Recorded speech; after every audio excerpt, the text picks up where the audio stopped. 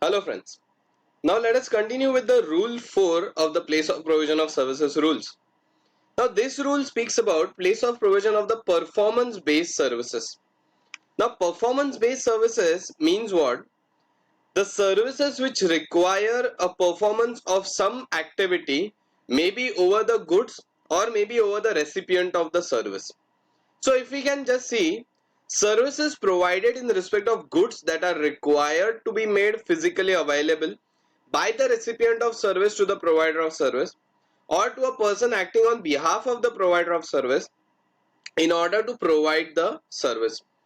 For example, repair, reconditioning or any other work of goods, storage and warehousing, courier services, cargo handling, technical testing, dry cleaning, etc. Now in this case, the place of provision of service is the location where the services are actually performed. So for instance, let's say there is a vehicle which has broken down in Chandigarh, and you are an engineer who has gone down to repair the vehicle from, let's say, Germany. Now in this case, what happens? The location of the goods where the services is actually performed is Chandigarh, that is in the taxable territory, and therefore this service will become taxable. Now in our instance, if the engineer is coming down from Germany, that means from a non-taxable territory, then in that case service tax would be payable, but under the reverse charge mechanism, because the provider belongs to a non-taxable territory and the recipient is belonging to the taxable territory.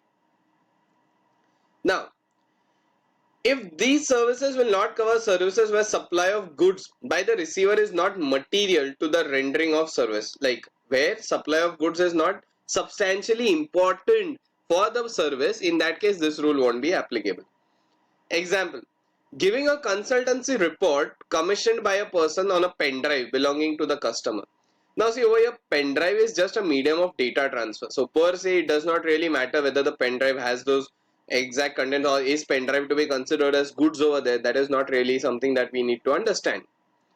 Provision of market research service to a manufacturing firm for a consumer product, say new detergent, even if the market research firm is given, let's say, 1000 numbers of 1 kg packet of the product by the manufacturer to carry out door to door surveys. Now again understand, dear friends, that these goods which have been given, these 1000 packets which have been given, they do not form the base of this service. Like research is the important service, so research has to be given the importance and not those goods which have been distributed during the research. So what we are trying to say is that in relation to goods, when we talk, if there is a service which is performed to be performed about the goods, like repairing is there, like testing is there about the goods, then that location of the goods is going to be considered. And in that case, what does the rule 4 say? That the location where services are actually performed, so the goods wherever they are located, where the service is carried out, that location will be considered as the place of provision of services. Now, services provided from a remote location by way of electronic means, then we say that the place of provision of service will be the location where the goods are situated at the time of provision of service. Now, example, let they have said that services provided in respect of goods temporarily imported into India for repairs and are exported after such repairs without putting into any use into the taxable territory, rule 4 shall not be applicable. Now let us just see quickly what it is. In first instance, let's suppose that there is a tower which has been, say, situated in Tamil Nadu, and वो tower में कुछ खराबी आती है, because of which I, an engineer in Mumbai, use a software in order to have some source coding done in order to repair that technical flaw in that tower. Now in this case, what happens? Even though I am providing the service from Mumbai, the location of tower is in Tamil Nadu. So that location will be considered as the place of provision of service based on the rule 4.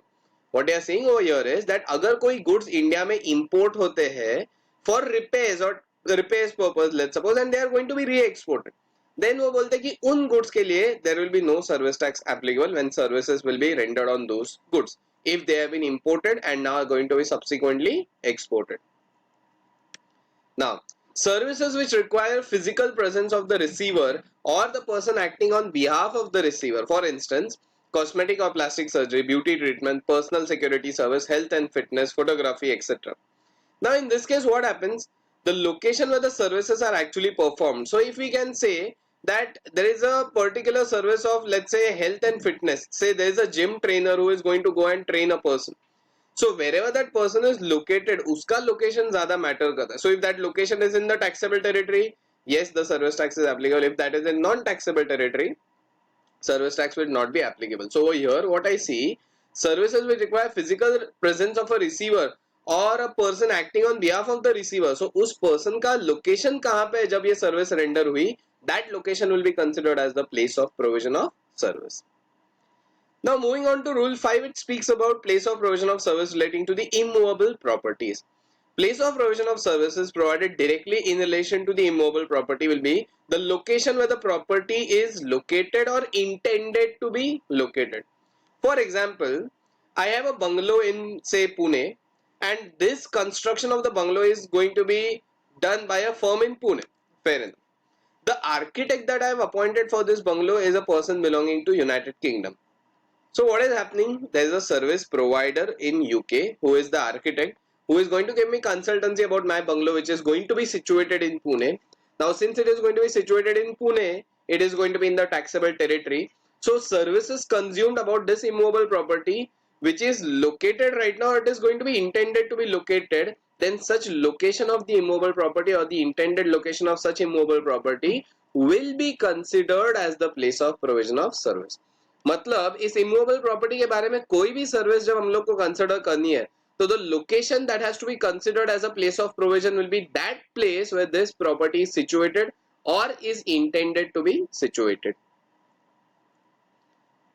Now there are various services, as you can see: construction, alteration, demolition, repair, renting of immovable property, and there are lot many services. Precisely what they say, that in relation to an immovable property, when you talk, it is the location of that immovable property that matters the most. Now let us move to the next rule, or before that we'll just see that the example of services not falling in the ambit of the rules 5. Services of an interior decorator engaged by a retail chain to design a common decor for all its stores in India because they do not relate to a specific property or site. Like let's suppose that there is a modular kitchen. Okay, you get this modular kitchen trolleys and all which you fix up in your kitchen. Say I have designed that modular kitchen trolley as a product.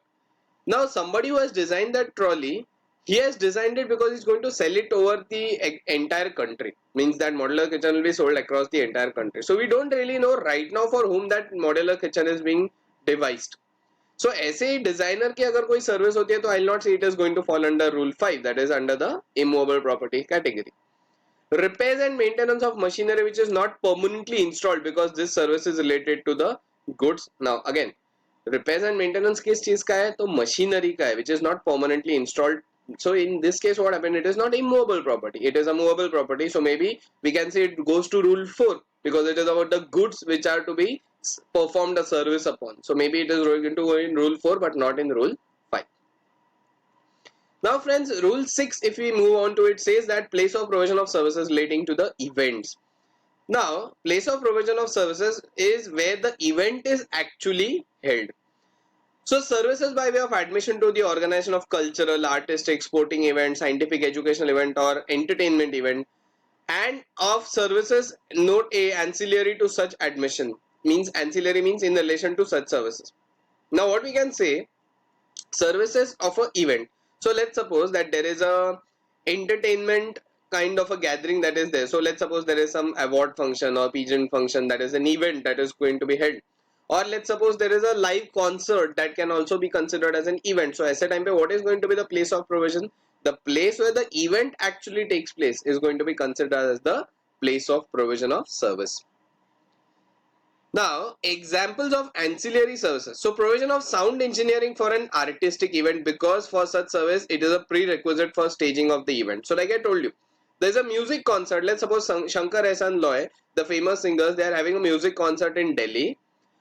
These people also need the sound people, they also need the light people, they also need somebody who are going to give those stage assistance of blowing crackers on specific instances and all these things.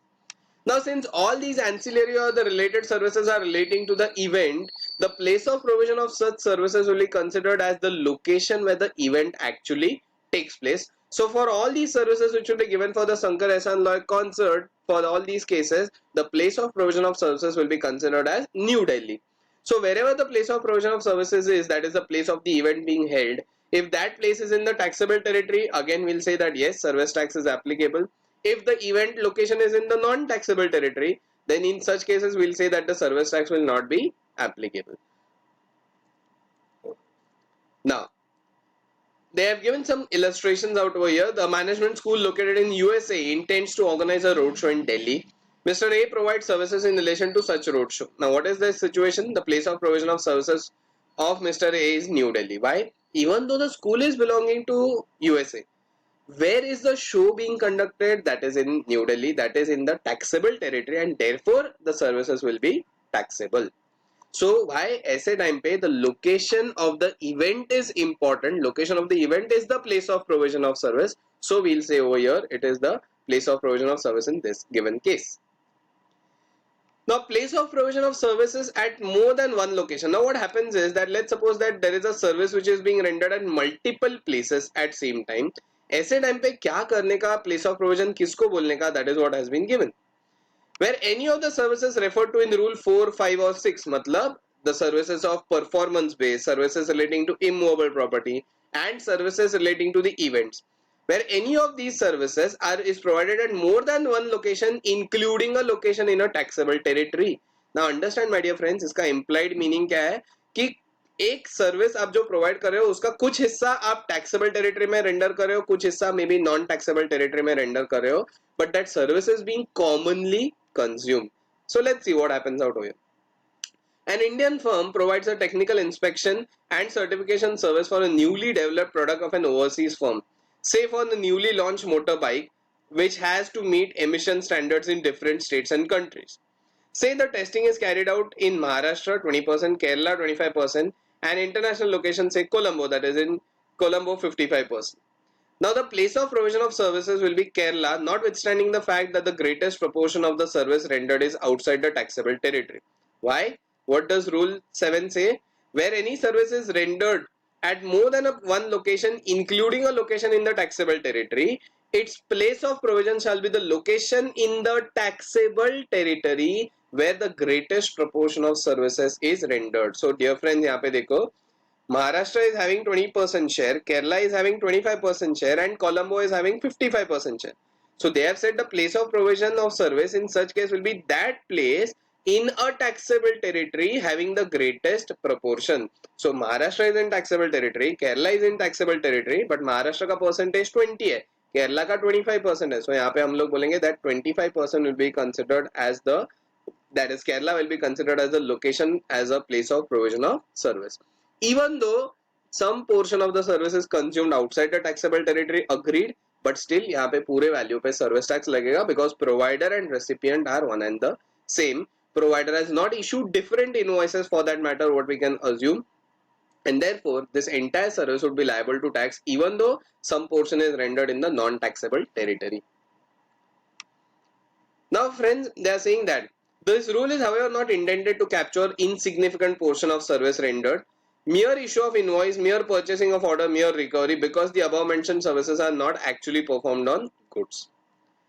Services where the services provide as well as the, services where the service provider as well as the service recipient in the taxable territory. So this is rule 8 as I had told you in the introductory part of it.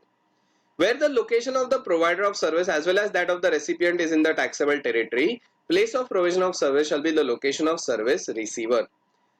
Now, as I told you an example, if you remember that Mr. X of Mumbai has rendered a service to Mr. Y of Delhi for a hotel to be constructed in Dubai.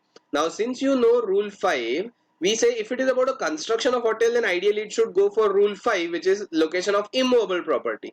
So where is the immovable property located or intended to be located? Correct, Dubai. But what happens? Rule 5 is there saying that the location of immovable property is in Dubai. But rule 8 says that recipient as well as provider both belong to the taxable territory, and therefore यहाँ पे the location of service recipient will be considered as a place of provision of service. Why?